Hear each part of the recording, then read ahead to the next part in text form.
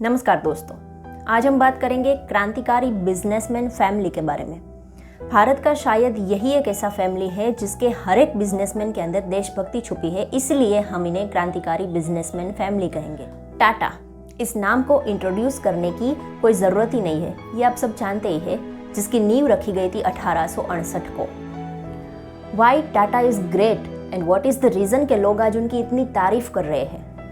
इन्हीं सवालों के जवाब के लिए और टाटा के बारे में कुछ अनसुनी बातें जानने के लिए देखते रहे इस वीडियो को एंड तक। तो सबसे पहले बात करते हैं 1868 की, जब टाटा की शुरुआत हुई थी जमशेदजी टाटा द्वारा।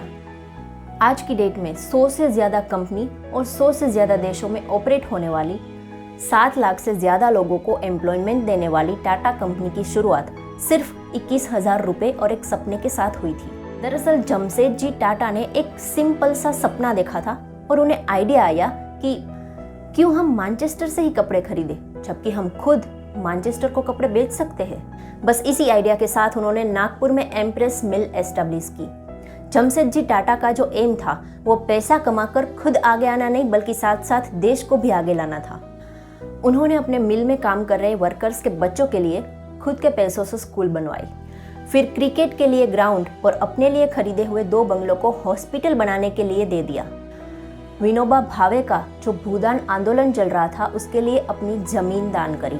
फिर 1903 में मुंबई में ताज होटल की स्थापना करी। जब वो स्वामी विवेकानंद से मिले थे तब उनके साथ बात करते हुए उन्होंने ये तय किया था कि वो विज्ञान संशोधन संस्था का निर्माण करना चाहते हैं, पर किसी कारणवश वो सपना अधूरा रह गया और 1904 में जमशेदजी टाटा का निधन हो गया। फिर 1909 में उनके पुत्र दोराबजी टाटा ने अपने पिता का ये सपना पूरा किया और बेंगलोर में national institute of science establish की, ताकि देश के वैज्ञानिकों को और तरक्की मिले।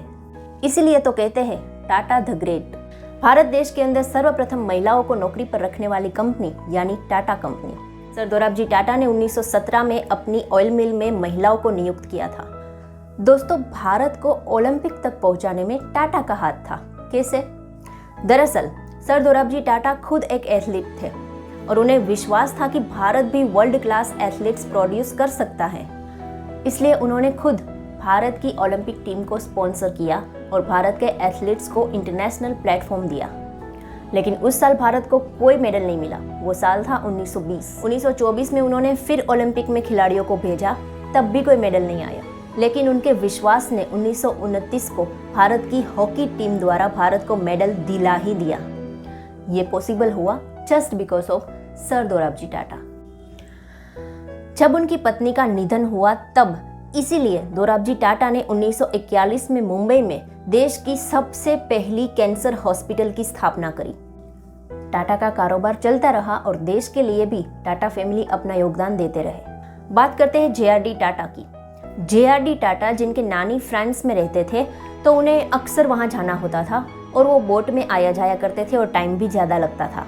तो उनके मन में विचार आया कि क्यों ना भारत के लिए एरोप्लेन सेवा शुरू की जाए, और 1932 में मुंबई से कराची तक की एरोप्लेन सेवा शुरू की, जो कि देश की सबसे पहली कमर्शियल एयरलाइन थी और हिंदुस्तान का सबसे पहला पायलट लाइसेंस JRD टाटा को ही मिला था।